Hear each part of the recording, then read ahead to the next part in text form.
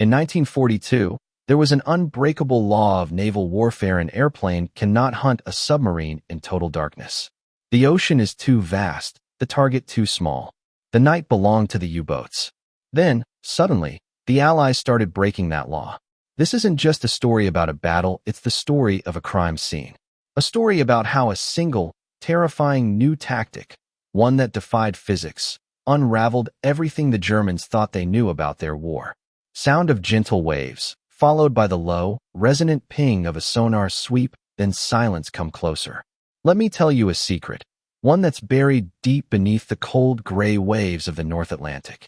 It's a story about a war within a war, fought not just with torpedoes and depth charges, but with whispers of static, phantom signals, and the slow, brutal dawning of a terrifying truth. It begins in the winter of 1942, in the belly of a Predator, a German Type 7 U-boat. This is her world, a cramped steel tube smelling of diesel fumes, unwashed bodies, and stale cabbage. A world of perpetual twilight, lit by the dull red glow of instrument panels. For Captain Lieutenant Klaus Müller, this was not a coffin, it was a kingdom. He was 30 years old, with eyes that had already seen more than most men see in a lifetime. He was an ace, a knight of the deep, one of Admiral Dönitz's gray wolves, and the Atlantic was his hunting ground. Confidence, in this world, was as vital as oxygen. And Müller, like the entire U-boat arm, was supremely confident. They had brought Great Britain to its knees. They owned the night. They operated with a lethal, mathematical precision, guided by the coded signals that bound their wolfpacks together into a single, ravenous organism. Tonight, they were closing in on a kill. Convoy ONS 154. A fat, slow-moving herd of merchantmen lumbering towards England. The hydrophone operator, his face pale in the red light, pressed the headphones tight against his ears. Propeller noises, her captain, he murmured, his voice a low thrum. Many screws, heavy, bearing 340. Müller allowed himself a thin smile. The plan, the beautiful, logical plan, was unfolding perfectly. On the plotting table, the convoy was a collection of grease pencil marks. In reality, it was 40,000 tons of steel, fuel, and food, waiting to be sent to the bottom. They were surfaced, a low black sliver against the ink-black waves, running on their diesel engines. The night was their cloak. No moon, a thick ceiling of clouds, it was perfect. A lookout shivered in the spray on the conning tower, his eyes scanning a horizon that was indistinguishable from the sky. Down below, Müller gave the order. Prepare to dive. We'll get a final fix, then move in ahead of the herd and wait. It was a textbook maneuver, one he had performed a dozen times. A dance of death he knew by heart. But then, something impossible happened. It wasn't a shout from the lookout. It wasn't the shadow of a destroyer detaching from the convoy. It was a sound. A quiet, rhythmic hiss in the radio operator's headphones. Sweep, sweep, sweep. Strange interference, her captain, the operator reported, frowning. I've never heard anything like it. Müller dismissed it. The ether was full of ghosts. Then the lookout screamed. Not a warning, but a sound of pure, primal shock. Müller was up the ladder in a second, bursting into the frigid night air. He followed the lookout's trembling, pointing finger. Not at the horizon, but up, into the black, empty sky. For a moment, he saw nothing. Then, the clouds directly above them were illuminated. Not by a flash, but by a steady, terrifyingly bright light. It was as if a malevolent star had descended from the heavens to hang directly over their heads, bathing their submarine in a stark, brilliant white. Panic! Alarm! Dive! Dive! Dive! Müller's voice was a roar, swallowed by a sound he'd never heard in the mid-Atlantic, the deafening drone of 4 aircraft engines, suddenly right on top of them. The light was a physical force, pinning them, stripping away the darkness that was their only shield. Men scrambled down the hatch as the deck plates began to vibrate. Müller was the last one in, sealing the hatch just as the sea erupted around them. The U-boat plunged, a wounded animal seeking the sanctuary of the deep. Then came the concussions. 1, 2, 3, 4 depth charges. Close. Far too close. The steel hull groaned in agony. Lights flickered and died. Glass shattered. Men were thrown against pipes and bulkheads. They were 1,000 feet down before Müller dared to level off. In the emergency-lit chaos of the control room, surrounded by the wide, terrified eyes of his crew, the beautiful, logical plan lay in ruins. They were alive, but their certainty was dead. Up there, on the surface, a 4-engine bomber, AB-24 Liberator circled the roiling water where they had vanished, its job done. But for Klaus Muller, adrift in the crushing blackness of the abyss, the explosions were already fading. In their place was a single, terrifying question that burned brighter than any searchlight. The convoy's escorts were miles away. The night was starless. An airplane is blind in the dark. So how, in the vast, empty wilderness of the Atlantic Ocean, did a ghost learn to see in the dark? Sound of a teleprinter clattering rhythmically, a single sharp ding, then the tearing of paper back on the iron coast of France. In a concrete bunker buried deep beneath the earth at Lorient, the war was a different animal entirely. It wasn't a panicked plunge into the abyss, it was a matter of numbers, of lines on a map, of tonnage sent to the bottom. This was the nerve center of the U-boat force, the domain of Grand Admiral Karl Dönitz. And here, in this sterile world of charts and calculations, the concept of a surprise attack by an airplane, at night, in the middle of the ocean, simply did not compute. It was a statistical impossibility, a ghost story. When the heavily encrypted report from Captain Lieutenant Muller's U-boat finally arrived, it was treated with a professional, almost surgical skepticism. An aide read it aloud, his voice flat and devoid of emotion. Attacked by 4-engine land-based aircraft 0143 hours position grid B. 65 surfaced no moon illuminated by unknown device severe damage but seaworthy Dönitz. A man whose entire being radiated a cold, intellectual authority, listened without expression. He looked at the vast map of the Atlantic that covered an entire wall, a god contemplating his violent creation. The plan, his plan, was a masterpiece of lethal logic. The U-boats were the wolves. The convoys were the sheep. The night was their forest. The foundational assumption, the bedrock upon which the entire U-boat strategy was built, was that an airplane was effectively blind after sunset. To hunt a U-boat at night was like trying to find a single black cat in a coal cellar, in a house with no windows, during a power outage. It couldn't be done. So, the official explanation was formed almost instantly, a fortress of logic built to repel an uncomfortable truth. Because in their world, the German hunter did not become the hunted by chance. A fluke, one staff officer declared. The bomber must have been off course, flying blind, and by sheer chance flew directly over him. Another suggested, perhaps a momentary break in the clouds. A sliver of moonlight the lookout missed. Dönitz himself concluded it was a combination of astronomical bad luck for the Captain Lieutenant and, perhaps, a touch of battlefield hysteria. The unknown device, the blinding light, a new type of parachute flare, dropped on a guess, that happened to ignite at the perfect moment. The report was filed. The incident was logged as an anomaly. The system, the beautiful, logical system, remained intact. The war of numbers went on. But the ghost on the radio was persistent. 48 hours later, another message, this one from you, 406, operating 300 miles southwest of Muller's position. The phrasing was eerily familiar. Attacked by aircraft 0310 hours surfaced charging batteries, blinded by intense light, crash dive. This report was met with raised eyebrows. 2 flukes. Highly improbable. But still, the Atlantic is vast. Coincidence is a powerful force in war. The official story held. Just. Then came the silence. U-615 was scheduled to report in. It never did. U-229 missed its check-in. Then U-189. They simply vanished into the ether, their pins removed from the great map with a quiet finality. They were logged as lost to unknown causes.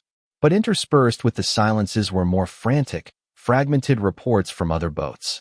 From the frigid waters off Greenland to the warmer seas near the Azores, the same story is being repeated, a horrifying chorus sung by men who thought they were alone.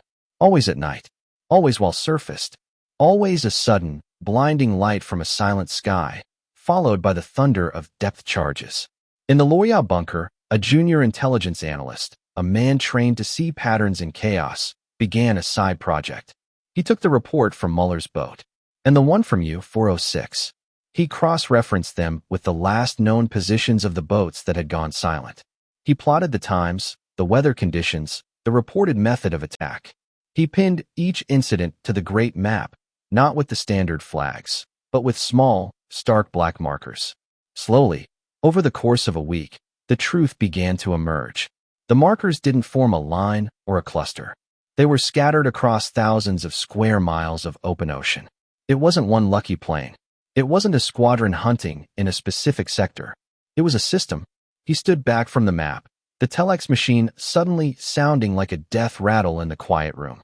The official explanation that these were isolated incidents of bad luck no longer looked like a logical assessment. It looked like a denial. A fatal, arrogant denial. The random dots on the map screamed a single, undeniable truth: the enemy was no longer guessing. The hunters had become the hunted, and the forest that was supposed to protect them, the endless, impenetrable night, had suddenly, inexplicably, been set on fire.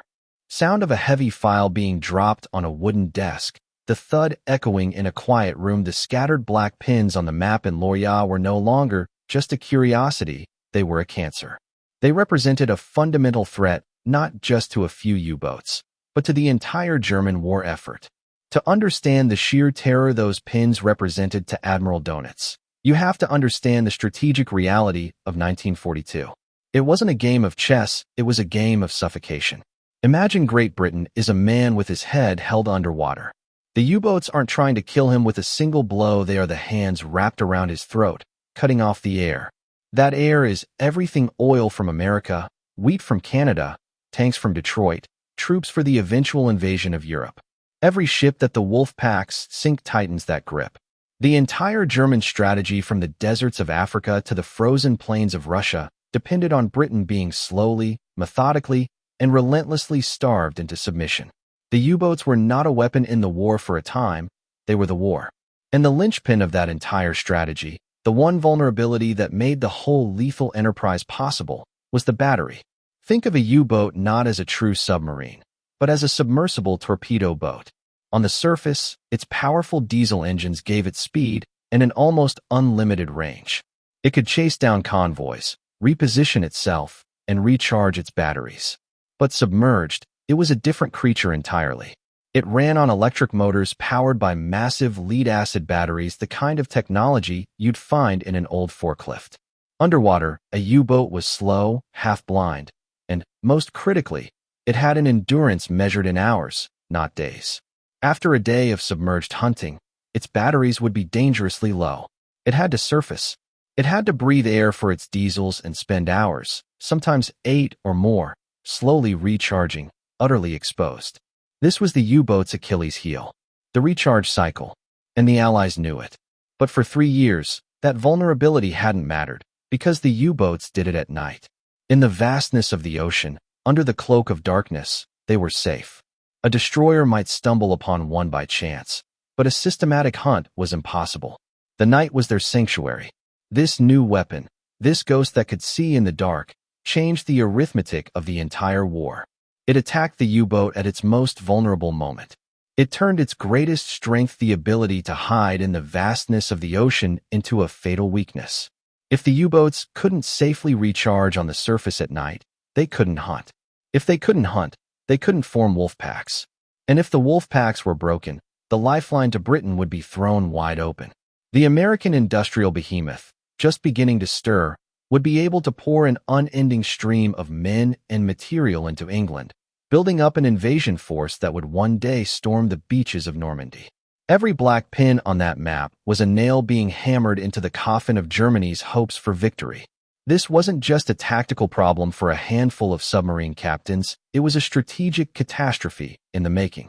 The foundation of Dönitz's naval strategy was cracking. The hands around Britain's throat were beginning to slip. The cold, logical reality that had governed the Atlantic for 3 years was being overwritten by a new, terrifying chapter, and the ink was the blood of his missing crews.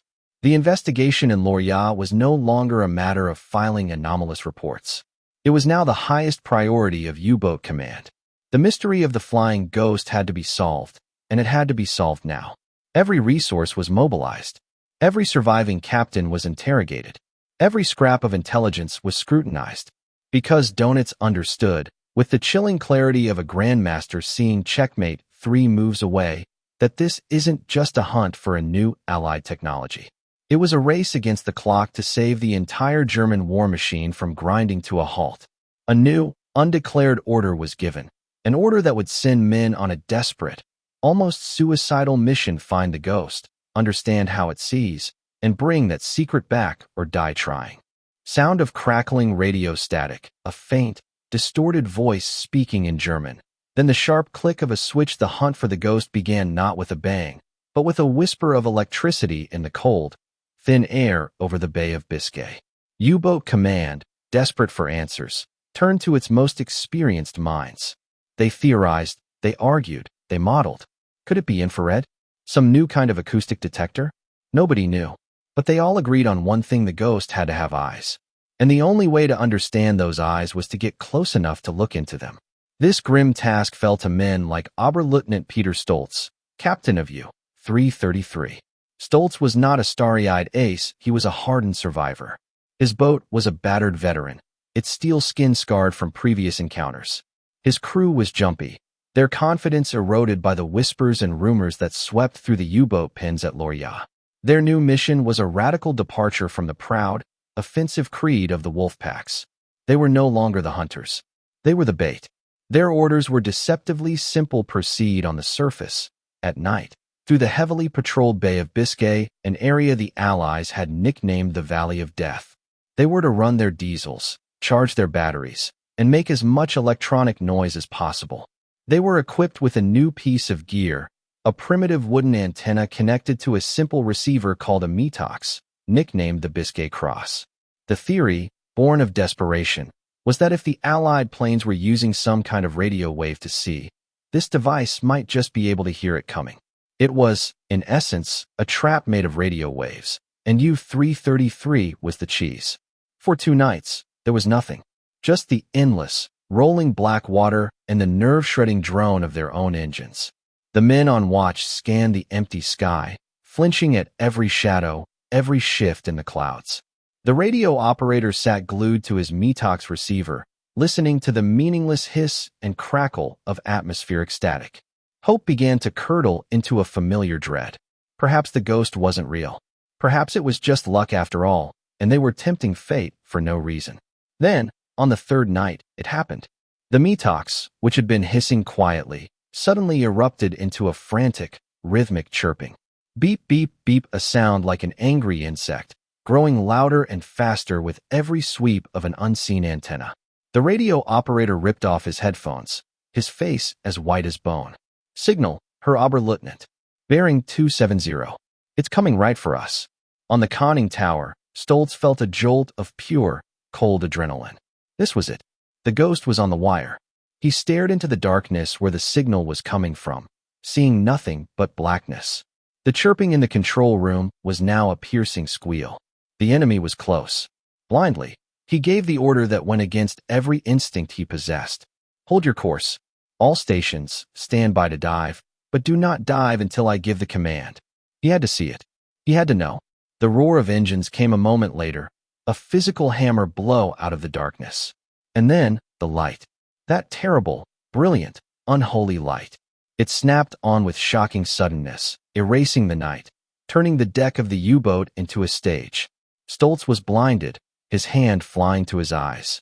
But he'd seen it. For one fleeting instant before the light seared his retinas, he'd seen the attacker's silhouette against the stars: a squat, twin-engine bomber, a Wellington. Dive! Dive! He screamed, tumbling down the hatch.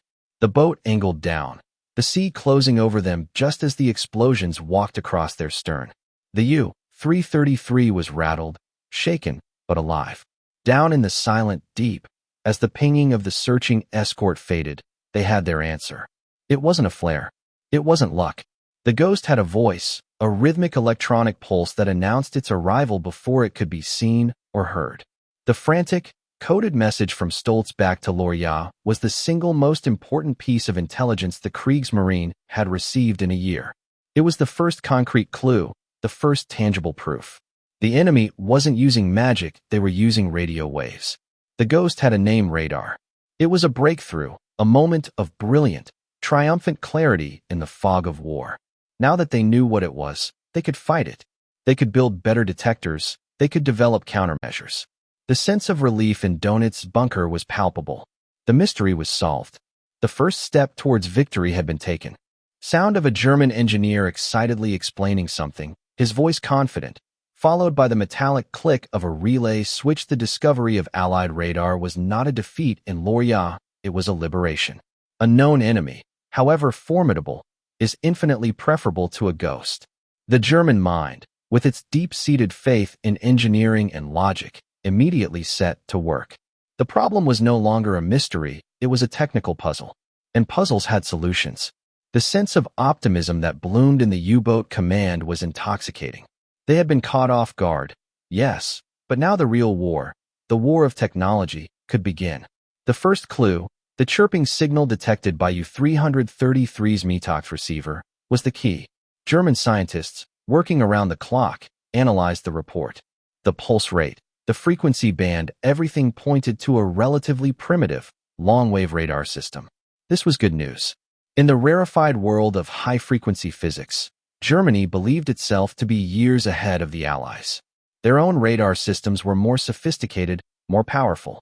This Allied weapon, they concluded, was a crude but effective tool, and a crude tool could be defeated with a simple, elegant countermeasure. The solution was the METOX itself. The Biscay Cross antenna was rushed into mass production. Every U-boat leaving port was fitted with one.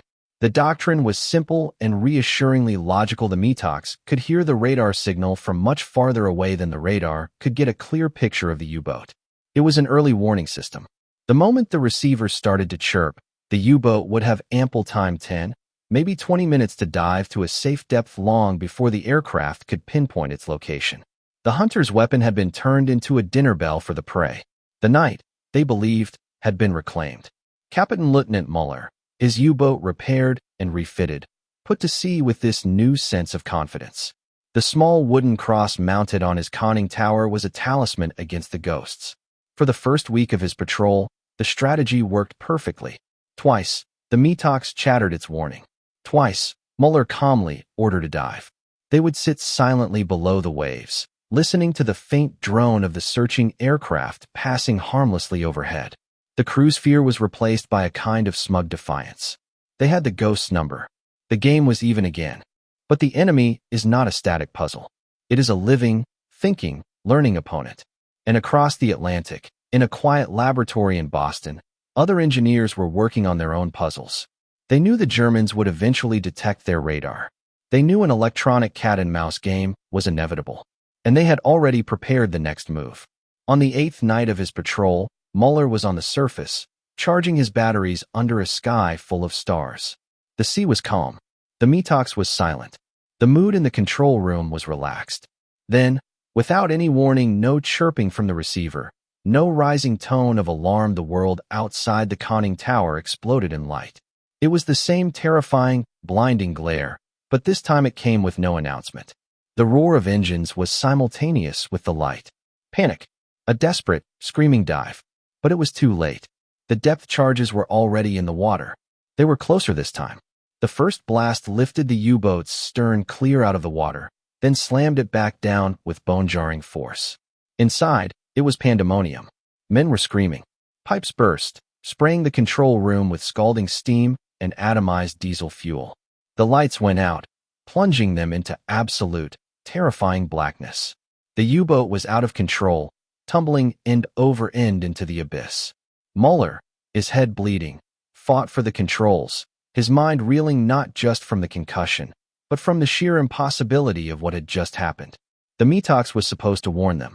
It was their shield, but it had remained completely, utterly silent. The lead they had, the breakthrough that had promised to save them, had turned out to be a lie. The ghost was back, and this time, it was wearing a cloak of invisibility. The puzzle they thought they had solved had just revealed a new, far more complex and terrifying layer. They were no longer just fighting a technology they could detect, they were fighting a shadow, a perfect predator that gave no warning and offered no escape. For the men in the wolfpacks, the truth was simpler and far more terrifying. The shield they had been given was a lie, and the night was no longer theirs. Sound of a vacuum tube warming up with a low hum. Then a cascade of clicks from a complex electromechanical calculator, the chilling report from Muller's U-boat, and the silence from a dozen other boats that followed sent a shockwave of genuine fear through U-boat command.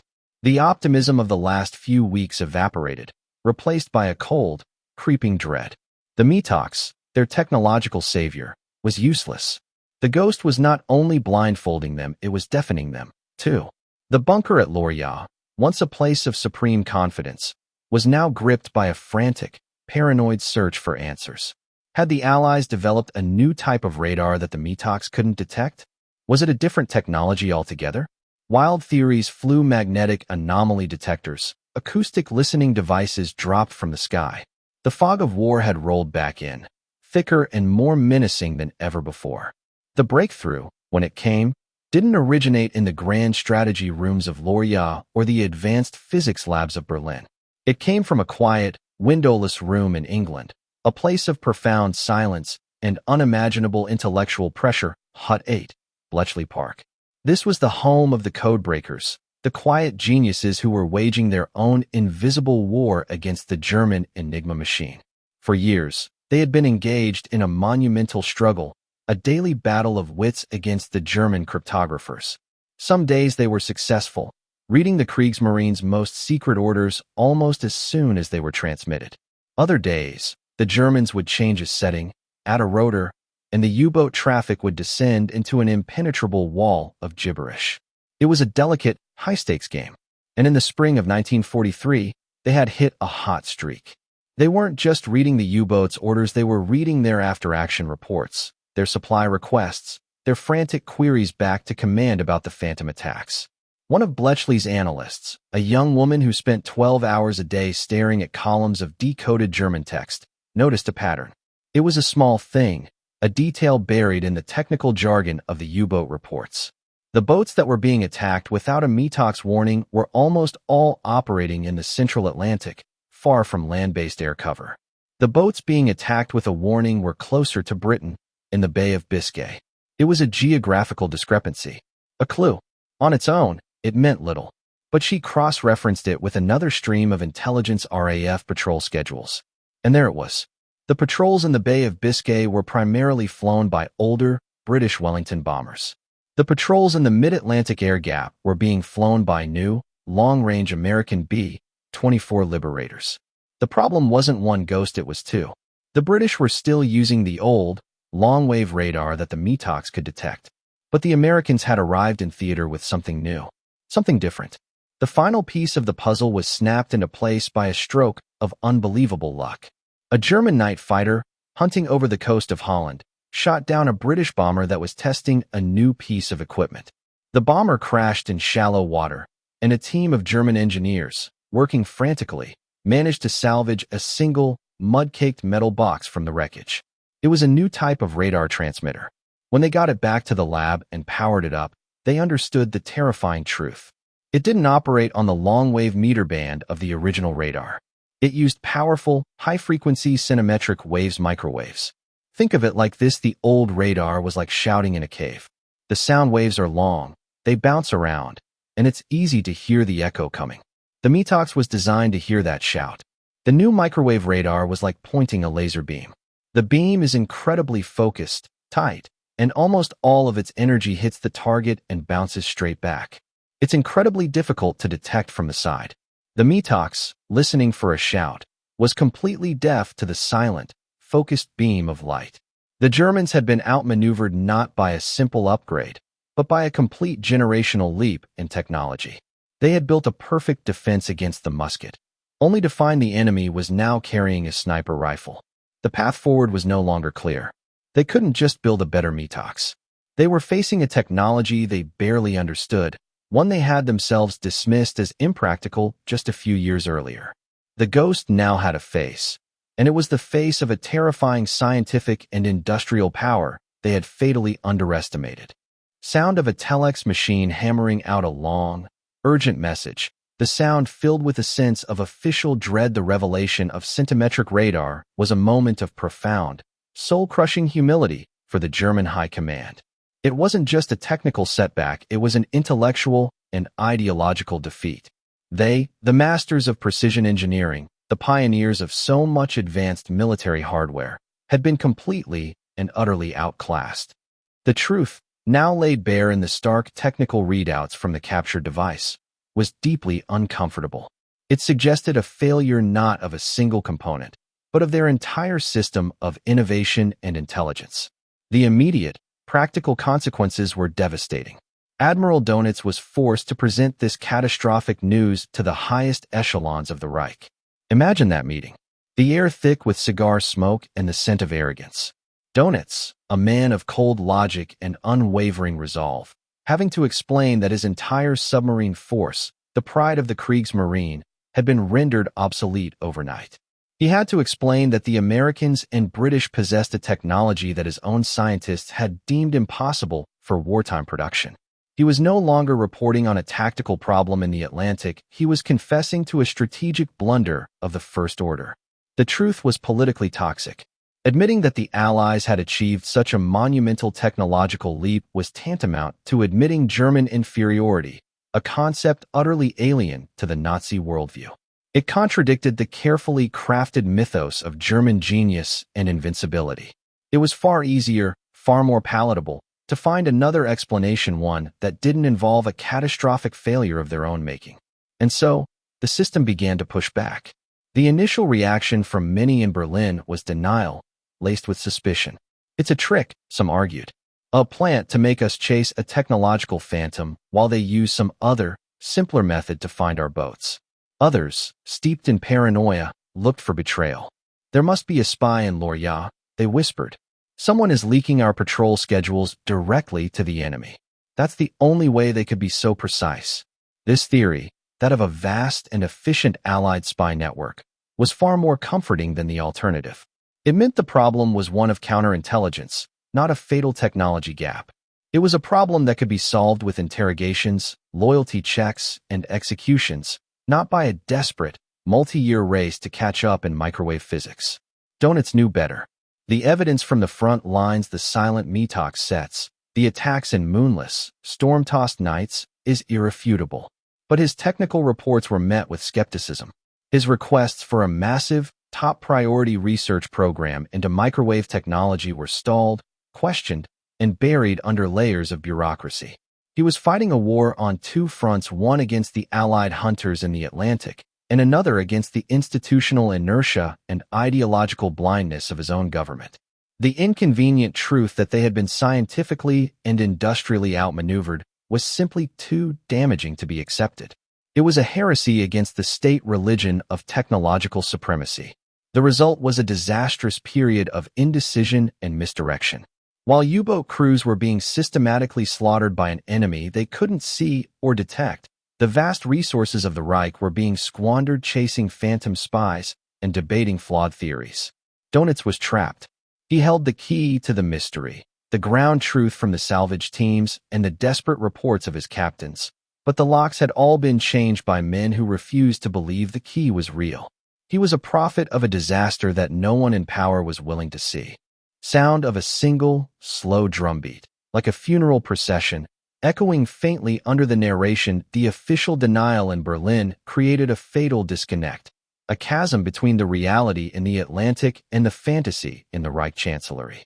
While the leadership debated theories of espionage and Allied trickery, the U-boat crews were ordered back into the hunting grounds with tactics and equipment that were now demonstrably suicidal. The system wasn't just pushing back against the truth, it was actively punishing those who bore its message.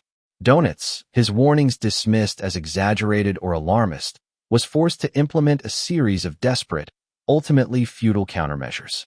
The first was an order born of pure delusion. U-boats were instructed to remain on the surface and fight back against attacking aircraft with their anti-aircraft guns.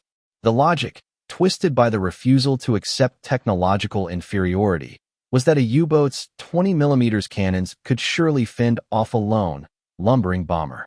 It was a hero solution, appealing to the Nazi ideal of defiant struggle against all odds. On paper, it was a policy of courage. In the cold, dark waters of the Atlantic, it was a death sentence. Picture the scene. A U-boat, surfaced and exposed. The shriek of the unseen radar, followed by the blinding flash of the lee light. But instead of a frantic dive, the captain screams flak fewer.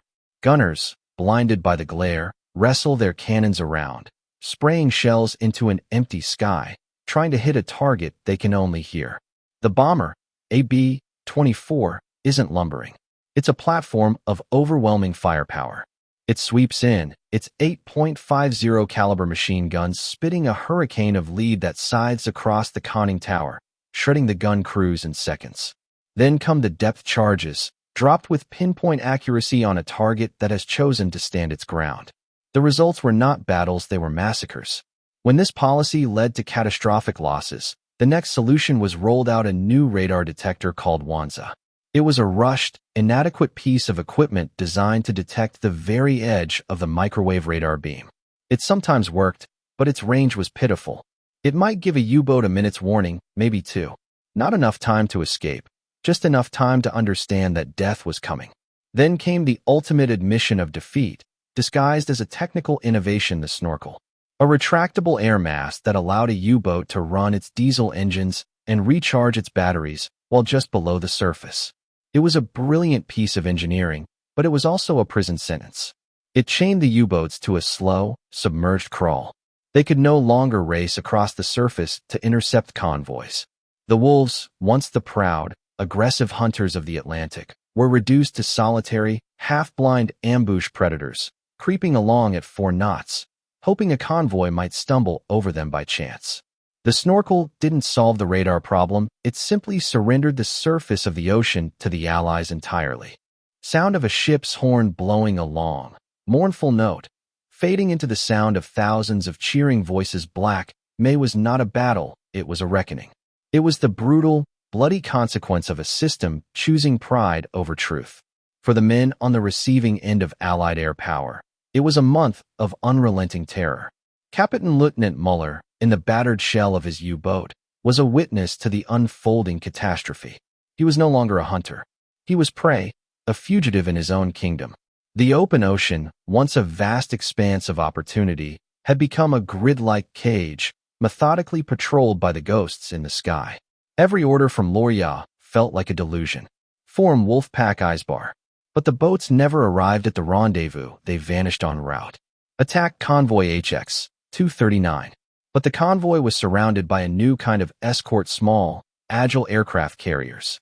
Not only did the U-boats have to contend with land-based liberators, but now the convoys brought their own air cover with them. Carrier-launched Avengers and Wildcats that could pop up over the horizon at a moment's notice. The mid-Atlantic air gap, that last great sanctuary for the U-boats, had been slammed shut. Muller's patrol became a nightmare of survival.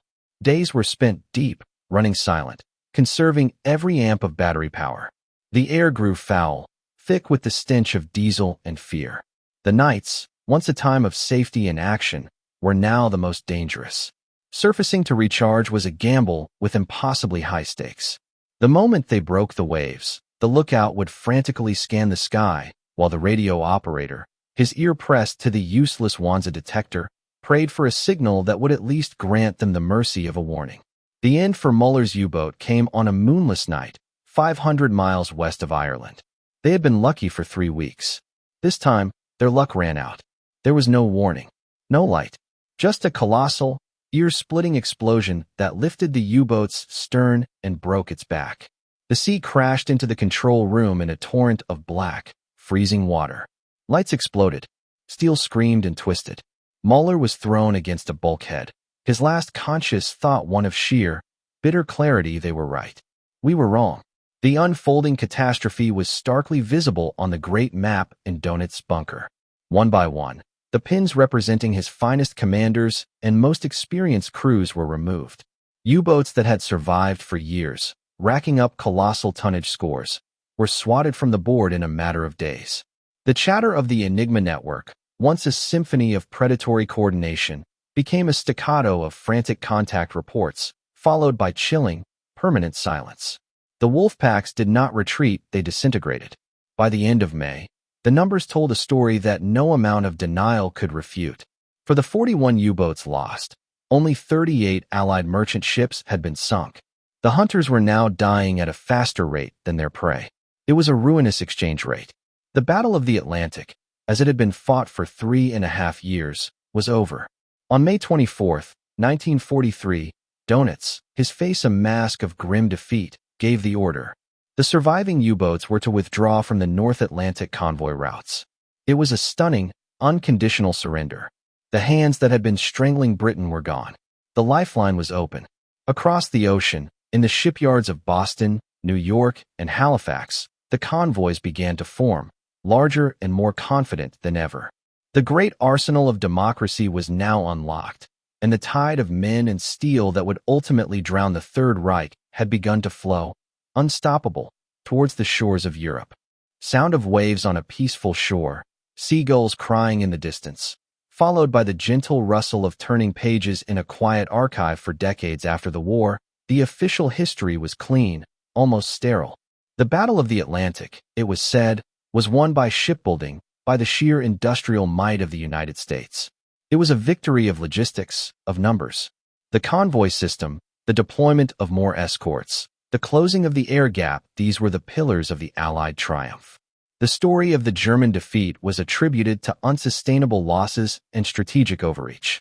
It was a neat, tidy explanation that fit comfortably into the grand narrative of the war. The ghosts, the whispers of secret technologies and intelligence breakthroughs, remained just that, ghosts. But history is never truly finished. It just waits, silently, in locked vaults and dusty archives. It waits for a key to be turned.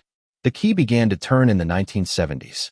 In Great Britain, the Official Secrets Act, which had shrouded the nation's wartime intelligence operations in a 50-year fog of silence, finally began to expire. Documents, once stamped with the highest classifications, were slowly, painstakingly declassified. File by file, the truth began to emerge from the darkness. In a quiet government records office outside London, a young historian, sifting through a mountain of RAF Coastal Command reports, found it. A series of operational memos from 1942, detailing the first experimental deployments of a new, high-frequency airborne radar, codenamed ASV Mark III. The memos were cross-referenced with flight logs and after-action reports. Suddenly, the lucky sightings and fluke attacks of 1942 and early 1943 were no longer random. They formed a clear, deliberate, and devastatingly effective pattern. At the same time, across the Atlantic, similar files were being opened at the U.S. National Archives. The full records of the MIT Radiation Laboratory, the Rad Lab, were made public. Here, in the dry, technical language of physicists and engineers, was the other half of the story. The tale of the American-made SCR-517 cinemetric radar, a device so advanced and compact that it could be fitted into the nose of a B-24 Liberator, giving it the unprecedented ability to hunt, track, and kill a submarine from miles away, in total darkness. But the most shocking revelation came from a place that, for decades, had existed only as a rumor: Bletchley Park. When the full story of Ultra, the Allied program to crack the German Enigma codes, was finally declassified, the last piece of the puzzle fell into place with a resounding crash. The historians could now see the whole picture. The Allies didn't just have the weapon, they had the enemy's playbook. They could read Dönitz's orders to his wolfpacks. They knew where the U-boats were being sent to refuel, where they were ordered to rendezvous, which convoys they were targeting. The men who fought the war in the Atlantic were vindicated by these files. The reports from captains like Klaus Mahler, initially dismissed by their own command as hysteria or exaggeration, were now revealed to be chillingly accurate eyewitness accounts of a technological revolution. The junior analyst in Lorient, the one who saw a terrifying pattern in the scattered black pins on the map, was proven to be a prophet. And Dönitz, the architect of the U-boat strategy, was revealed not as a commander who was simply outfought, but as a leader who was systematically blinded, deafened, and then ruthlessly dismantled by an enemy who knew his every move before he made it. The declassified files didn't just change a few details of the Battle of the Atlantic. They rewrote the entire book. Sound of a single sonar ping, echoing and fading into a profound, deep silence. So, now we see it. The full, declassified picture. The ghost is unmasked, and the beautiful, terrible logic of its victory is laid bare. It wasn't one thing that broke the wolfpacks. It was a trinity of secrets, a perfect storm of innovation and intelligence that converged over the cold gray waters of the North Atlantic. Imagine the German U-boat strategy as an arrogant king, sitting alone in a darkened room, convinced of his own invincibility. The first secret, Bletchley Park and the Ultra Decrypts, was a spy who had picked the lock to that room. This spy didn't just listen at the door, he was reading the king's own private diary, learning his plans, his fears, his intended victims. The Allies knew where the U-boats were going before most of the U-boat captains themselves. This is why the convoys could be rerouted at the last minute, seeming to magically evade the waiting wolfpacks. This is why Allied hunter-killer groups could be vectored to the U-boats' secret refueling zones, turning a sanctuary into a slaughterhouse. The second secret, the centimetric radar, was the assassin that the spy led into the room. It was a weapon perfectly designed to exploit the king's one great vulnerability. Remember, the U-boat had to surface at night. In the darkness, the king felt safe. But the radar-equipped bomber was an assassin who could see perfectly in that darkness. It could move silently, invisibly, until it was standing directly over its unsuspecting victim. It turned the U-boat's greatest shield, the vast, empty night, into a brightly lit execution chamber. And the third secret, the Lee light, was the assassin's knife. It was the final, brutal instrument. The moment that blinding beam switched on, the hunt was over. It pinned the U-boat, stripping away its last defense, illuminating it for the final, inescapable delivery of depth charges. This deadly combination, knowing where the enemy was, being able to see him in the dark, and having the means to kill him with precision, was what caused the catastrophe of Black May. Every confusing report, every boat that vanished without a trace, every attack that seemed to come from nowhere, is perfectly explained by this lethal synergy. The Germans weren't just fighting Allied ships and planes. They were fighting an enemy who was, for all practical purposes, omniscient. They were chess pieces in a game where their opponent could not only see the entire board, but could also read their mind. The failure of the German high command was not simply a failure to innovate. It was a failure of imagination. They could not conceive that their codes could be broken. They could not believe that a technology they had dismissed could be perfected and mass-produced by their enemies. Their arrogance created a fatal blind spot, a cognitive fog of war so thick that it prevented them from seeing the truth, even when their own captains were screaming it at them from the depths of the ocean. And that is the final, chilling echo of this story. The Battle of the Atlantic was not won by tonnage, but by intellect. It was won in the silent, cerebral halls of Bletchley Park, in the humming laboratories of MIT, and in the minds of a few anonymous analysts who saw the patterns that others dismissed. It stands as a timeless and brutal lesson in the art of war that the most powerful weapon is not always the one that makes the loudest noise, but the one that operates in the deepest silence. It is a reminder that victory and defeat are often decided not on the battlefield, but in the quiet, desperate race to see the truth through the fog, moments before your enemy does.